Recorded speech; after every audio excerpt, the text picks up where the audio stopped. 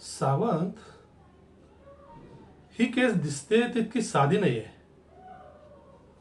कारण बाईकवरून दोन शूटर येतात, सरळ खाली उतरून गोळ्या झाडतात आणि विक्टिम वाचायचा चान्स सुद्धा घेत नाही.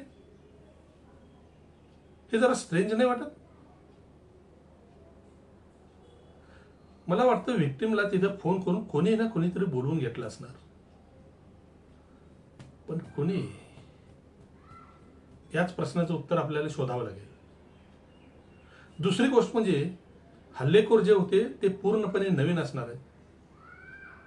कारण पोस्टमॉर्टम रिपोर्टनुसार गोळी ज्यावेळी बॉडीमध्ये घुसली ना त्यावेळी शेक झाली होती. कारण शूटर नवे होते आणि त्यामुळे शूट करताना त्यांचा हात शेक झाला. पण मला एक गोष्ट अजून सुद्धा लक्षात येत नाही. सुपारी घेणारी गँग तर जुनी आहे, मग त्या लोकांनी एवढी मोठी सुपारी आपल्या गँगमधल्या नवीन पोरांना का दिली असेल?